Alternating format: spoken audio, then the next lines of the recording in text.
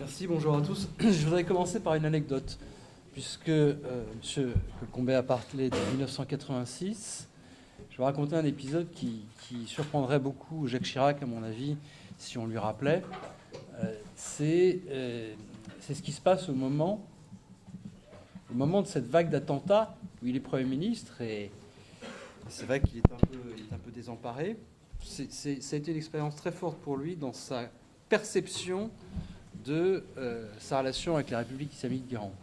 Vous savez que Jacques Chirac était le dirigeant français qui a le plus critiqué l'expression « guerre contre le terrorisme ». En 2001, il disait « la guerre contre le terrorisme, ça n'a pas de sens, George Bush est en train de faire n'importe quoi ». D'ailleurs, Lionel Jospin disait exactement la même chose, ça n'a pas de sens d'être en guerre contre le terrorisme. En 1986, alors qu'il est Premier ministre, il va sur le plateau de ce qu'on appelait, d'une chaîne qu'on appelait à l'époque Antenne 2, connue aujourd'hui sous le nom de France 2, et puis on lui demande, mais Monsieur le Premier ministre, sommes-nous en guerre contre le terrorisme? Et Chirac, alors là, doit répondre, mais naturellement, nous sommes en guerre contre le terrorisme. Et alors, ça nous ramène à aujourd'hui, parce que François Hollande, lui aussi, a repris cette expression de guerre contre le terrorisme, alors qu'il n'était pas le dernier, dans les années 2001-2002, à dire que ça n'avait absolument aucun sens. Moralité, les premiers ministres et les présidents français ont une conception très différente du fait d'être en guerre ou pas contre la menace terroriste, selon que la France est directement frappée ou pas. Moi, je voudrais vous parler d'une illusion. C'est l'illusion selon laquelle la République islamique d'Iran, c'est un régime qui serait notre allié naturel dans la guerre que nous menons contre l'extrémisme sunnite, contre le takfirisme violent, quel que soit le nom exact que l'on donne à cette idéologie, quel que soit le nom exact que l'on donne à ce combat.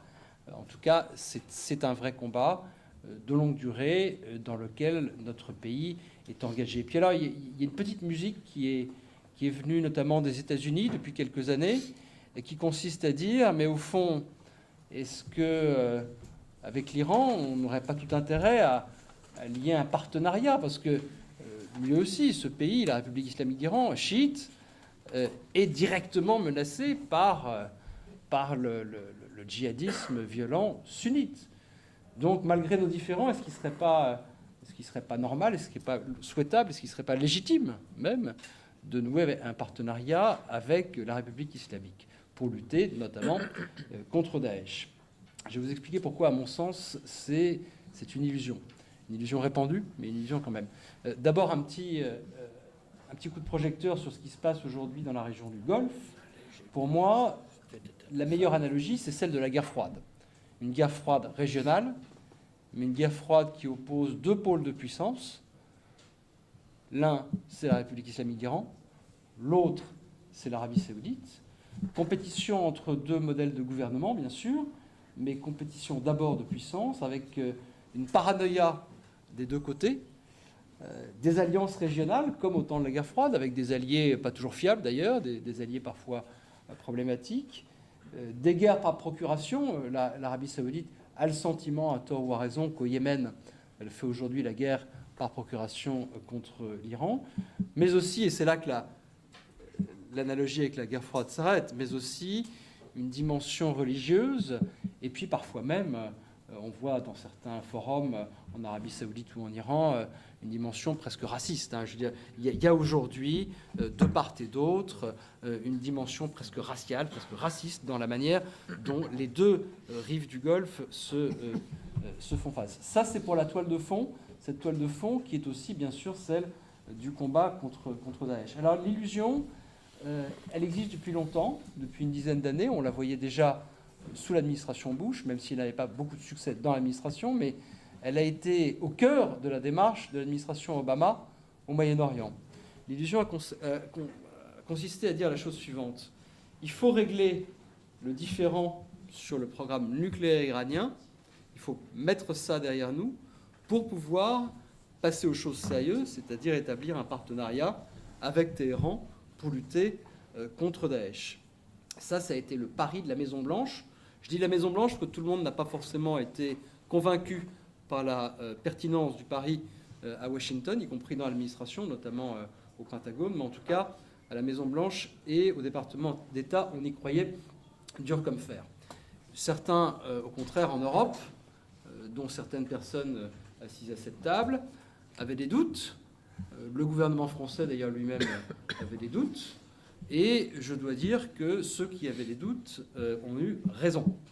Autrement dit, l'idée selon laquelle l'accord nucléaire allait créer un climat de détente entre les Occidentaux et Téhéran, l'idée selon laquelle cet accord nucléaire allait permettre de libérer la voie pour un partenariat destiné à lutter contre Daesh et l'extrémisme sunnite, et l'idée selon laquelle aussi l'accord nucléaire ouvrirait la voie à une modération du régime iranien, dans laquelle les pragmatiques, comme on les appelle, moi je préfère le terme pragmatique à celui de modéré, ça peut se discuter, les pragmatiques tels que le président Rouhani prendraient le dessus sur les principalistes, comme on dit dans le jargon du pouvoir iranien, ou en tout cas sur les durs.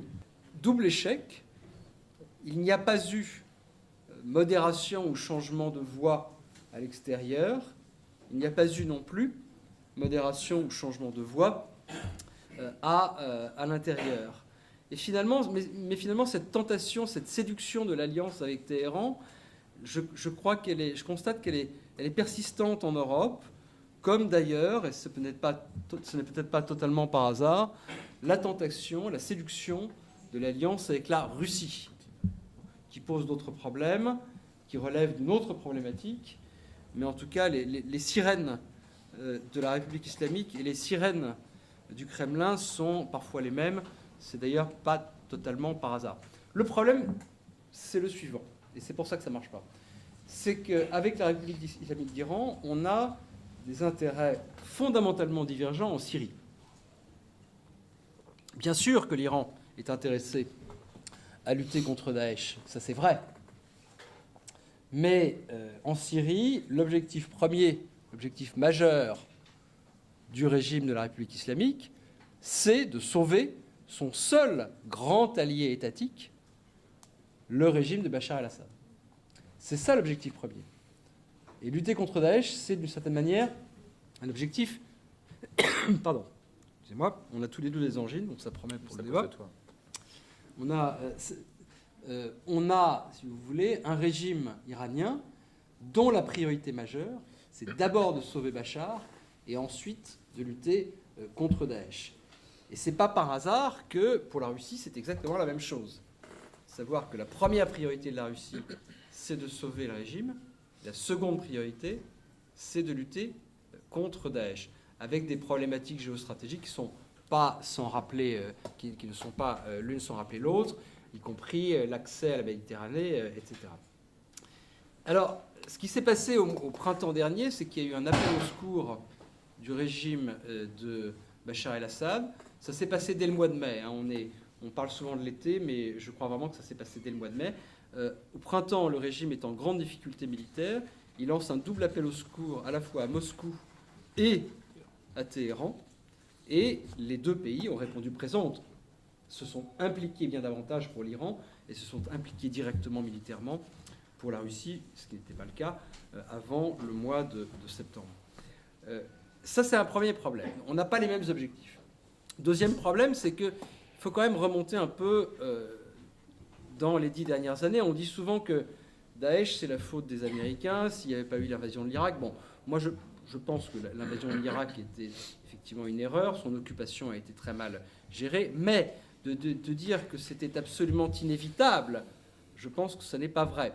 Autrement dit, s'il n'y avait pas eu la politique sectaire du gouvernement maliki en Irak, plus que sectaire, ultra-sectaire, de discrimination, de répression des sunnites qui étaient au pouvoir sous Saddam Hussein. Et si cette politique, c'est là que j'en viens à l'Iran, n'avait pas été soutenue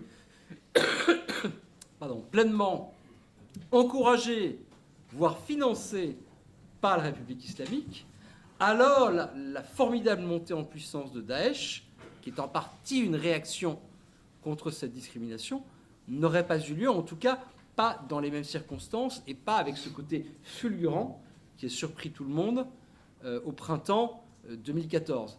La matrice de Daesh, c'est Al-Qaïda en Irak, mais c'est une matrice qui a été inséminée par le parti Baas, par les cadres du parti Baas, qui ont été évincés du pouvoir et marginalisés, surtout par le gouvernement maliki, soutenu par l'Iran. Donc, si vous voulez, aujourd'hui, l'Iran, bien sûr, se bat contre Daesh, c'est indéniable, mais l'Iran, c'est le pompier pyromane, ou le pyromane qui voudrait maintenant faire le pompier.